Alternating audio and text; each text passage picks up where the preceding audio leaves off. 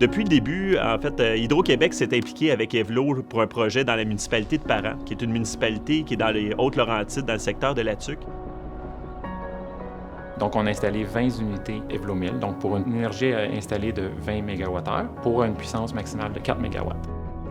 Un des gros avantages du projet Parent, c'est d'être capable d'alimenter le village en cas de panne. Donc, ça va, pour les habitants du village, ça leur donne une sécurité, une fiabilité. Les clients sont de plus en plus dépendants de l'électricité, donc le système de stockage va réellement nous permettre d'avoir une solution aussi pour améliorer la sécurité du public dans ce secteur-là. Pourquoi on a choisi cette solution-là? C'est parce que c'est une solution qui était vraiment une solution de résilience complète. Ça nous permettait d'améliorer la fiabilité, mais aussi de permettre de faire des activités de maintenance et aussi de reporter certains investissements importants qu'on avait sur le réseau. On arrive avec une technologie nouvelle qu'ils ne connaissent pas. Donc, il faut former, il faut informer. Puis, il y a tout le temps une mot d'ordre sur le site de si vous ne savez pas qu'est-ce que vous êtes en train de faire, vous avez des questions, n'hésitez pas. Il y a eu en fait des enjeux avec Dame Nature, ça a commencé comme ça.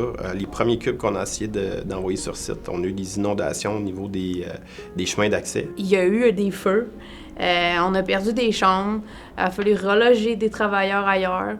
On a réussi à développer des nouvelles fonctionnalités sur les systèmes de contrôle qui nous ont permis finalement de faire la permutation automatique des charges.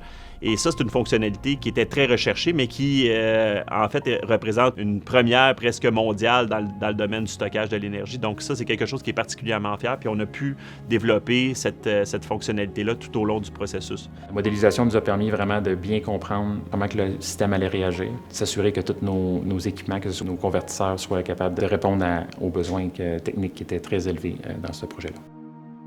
Quand on me parle de l'expertise et du savoir-faire des équipes d'Evlo, je pense immédiatement à la créativité et à la façon que les équipes ont réussi à s'adapter aux défis d'intégrer un système de stockage comme celui-là sur le réseau d'Hydro-Québec. Ça peut paraître bien simple, mais ça revêt un certain lot de défis qu'on a dû faire face tout au long du projet.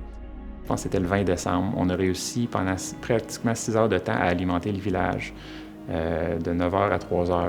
Donc, c'est vraiment notre système de batterie qui a pris la charge du village. Maintenant, on est capable de déployer ces solutions-là de façon beaucoup plus agile et c'est quelque chose qui va nous servir pour le futur.